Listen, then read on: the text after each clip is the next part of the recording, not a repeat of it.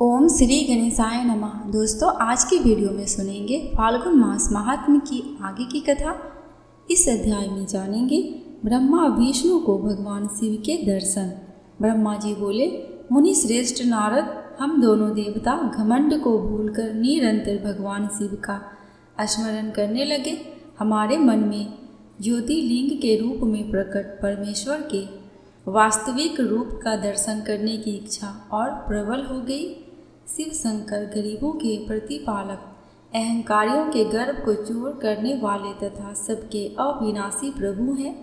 वे हम पर दया करते हुए हमारी उपासना से प्रसन्न हो गए।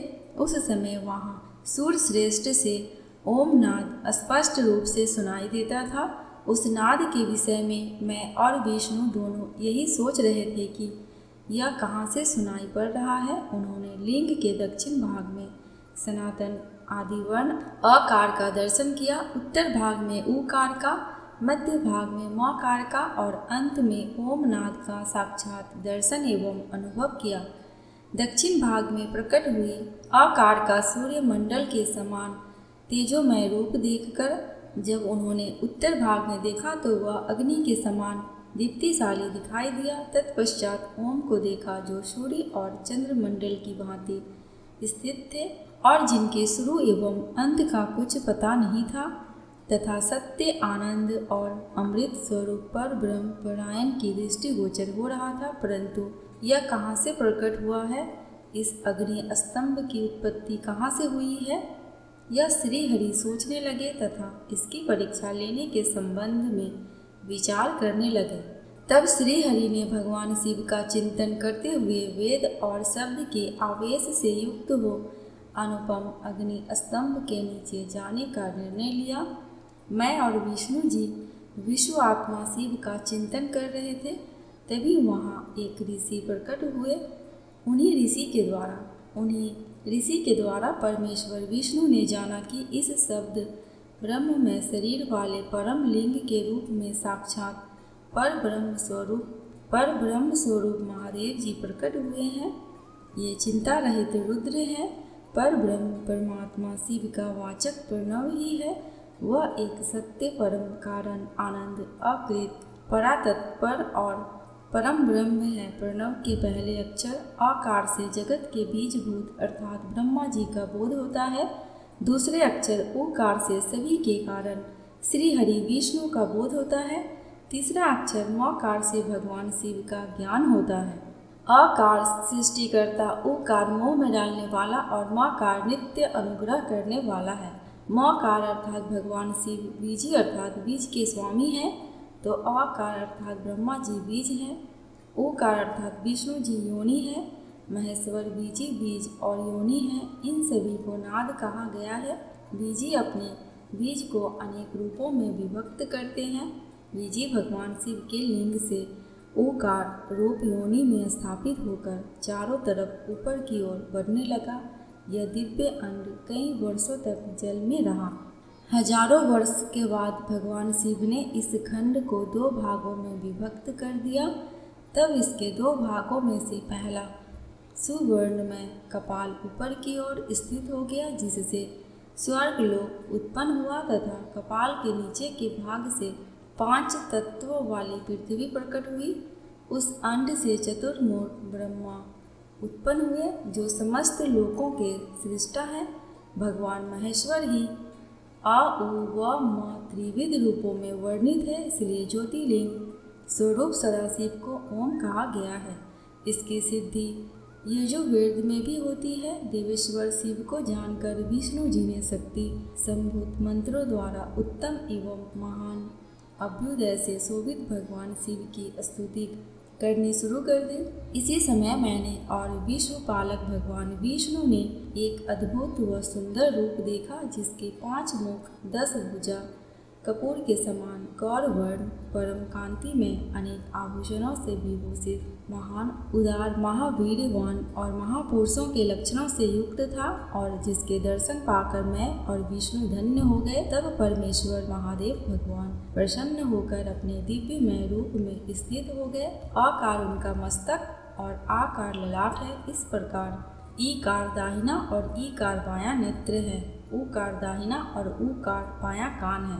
रीकार दायां और रीकार बायां गाल है।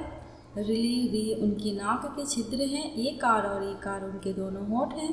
ओकार और औकार उनके दोनों दंत पंक्तियां हैं। अंग और अह देवादिदेव शिव के तालु है।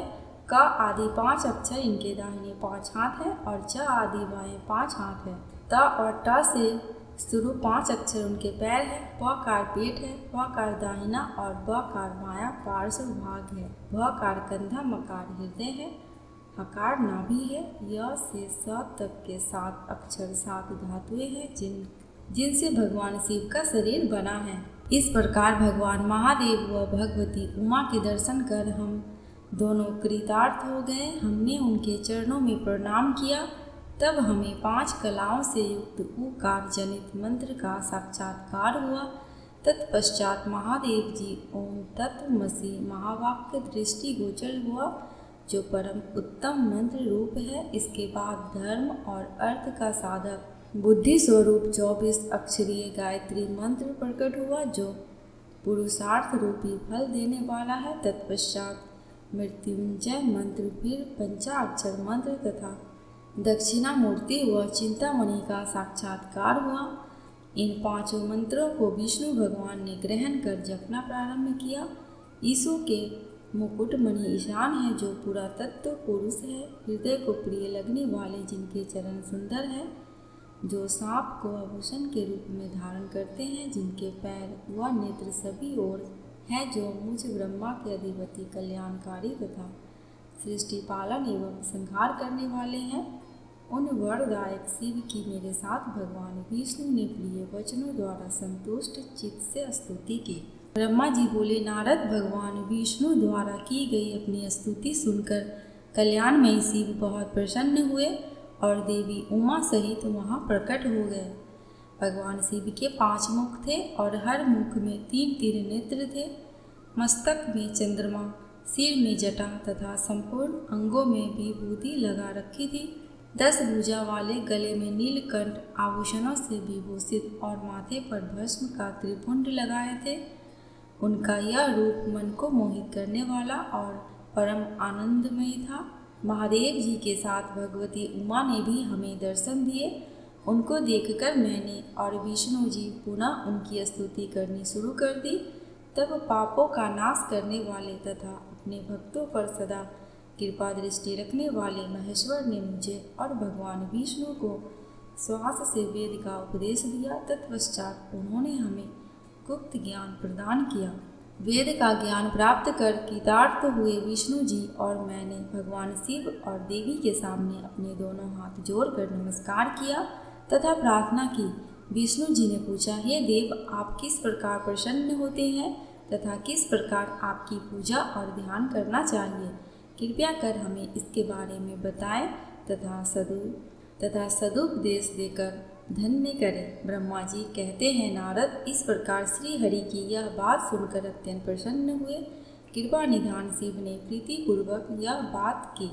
शिव जी बोले, मैं तुम दोनों की भक्ति से बहुत प्रसन्न हूँ।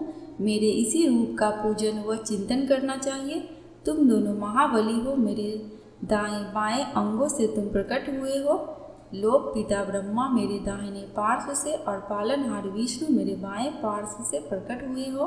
मैं तुम पर भली भांति प्रसन्न हूँ और तुम्हें मनोवांछित फल देता हूँ। तुम दोनों की भक्ति सुदृढ़ हो।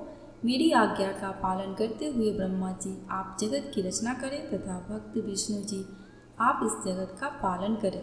ब्रह्मा भगवान विष्णु बोले, प्रभु, यदि आपके हृदय में हमारी भक्ति से प्रीति उत्पन्न हुई है और आप हम पर प्रसन्न होकर हमें वर देना चाहते हैं, तो हम यही वर मांगते हैं कि हमारे हृदय में सदैव आपकी अनन्य एवं अविचल भक्ति बनी रहे। ब्रह्मा जी बोले, नारद, विष्णु जी की यह बात सुनकर भगवान शंकर प्रसन्न हुए। तब हमने दोनों हाथ जोड़कर उन्हें प्रणाम किया। शिव जी कहते हैं, मैं सृष्टि पालन और संहार का करता हूँ। मेरा स्वरूप सगुण और निर्गुण है। मैं ही सच्चिदानंद, निर्विकार, परम ब्रह्म और परमात्मा हूँ। सृष्टि की रचना, रक्षा और प्रलय रूप गुणों के कारण मैं ही ब्रह्मा, विष्णु और रुद्र नाम धारण कर 3 रूपों में विभक्त हुआ हूँ। मैं भक्त वत्सल हूँ और भक्तों की प्रार्थना को सदैव पूरी करता हूँ। मेरी इसी अंश से रुद्र की उत्पत्ति होगी। पूजा की विधि विधान की दृष्टि से हम में कोई अंतर नहीं होगा। विष्णु, ब्रह्मा और रुद्र तीनों एक रूप होंगे, इनमें भेद नहीं है। इनमें जो भेद मानेगा वह घोर नरक को भोगेगा। मेरा शिव रूप सनातन है तथा सभी का मूलभूत रूप है। यह सत्य, ज्ञान एवं अनंत ब्रह्म है। ऐसा जानकर मेरे यथार्थ स्वरूप का दर्शन करना चाहिए। मैं स्वयं ब्रह्मा जी की भ्रीकुटी से प्रकट होऊंगा। ब्रह्मा जी, आप सृष्टि के निर्माता बनो। श्री हरि विष्णु इसका पालन करें तथा मेरे अंश से प्रकट होने वाले रुद्र प्रलय करने वाले हैं। उमा नाम से विख्यात परमेश्वरी प्रकृति देवी है। इन्हीं की शक्ति भूता वाग देवी सरस्वती ब्रह्मा जी की अर्धांगिनी होंगी और दूसरी देवी जो प्रकृति देवी से उत्पन्न होंगी लक्ष्मी रूप में विष्णु जी की शोभा बढ़ाएंगी तथा काली नाम से जो तीसरी शक्ति उत्पन्न होगी वह मेरे अंशभूत रुद्र देव को प्राप्त होगी। कार्य सिद्धि के लिए वे ज्योति रूप में प्रकट होंगी। उनका कार्य सृष्टि, पालन और संहार का संपादन है। मैं ही सृष्टि, पालन और संहार करने वाले रज आदि 3 गुणों द्वारा ब्रह्मा, विष्णु और रुद्र नाम से प्रसिद्ध हो 3 रूपों में प्रकट होता हूँ। तीनों लोकों का पालन करने वाले श्री हरि अपने भीतर तमोगुण और बाहर सप्त गुण धारण करते हैं। त्रिलोक का संहार करने वाले रुद्रदेव भीतर सप्त गुण और बाहर तमोगुण धारण करते हैं तथा त्रिभुवन की सृष्टि करने वाले ब्रह्मा जी बाहर और भीतर से रजोगुणी हैं। इसी प्रकार ब्रह्मा, विष्णु तथा रुद्र तीनों देवताओं में गुण हैं तो शिव गुणातीत माने जाते हैं। हे विष्णु, तुम मेरी आज्ञा से सृष्टि का प्रसन्नतापूर्वक पालन करो। ऐसा करने से तुम तीनों लोकों में पूजनीय हो गए। आज की कथा बस यहीं तक। आगे की कथा दूसरी वीडियो में सुनेंगे। दोस्तों, कमेंट बॉक्स में भगवान शंकर एवं माता पार्वती की जयकारा लगाना बिल्कुल भी मत भूलना। आपको मेरे चैनल पे व्रत त्योहारों की जानकारियाँ एवं उनसे जुड़ी कथा कहानियाँ मिलती रहेंगी। अगर आपको ये वीडियो थोड़ी सी भी अच्छी लगी हो तो प्लीज़ मेरे चैनल को सब्सक्राइब करके मेरी वीडियो को लाइक एंड शेयर कर देना। अंत तक वीडियो में बने रहने के लिए आपका दिल से बहुत बहुत शुक्रिया।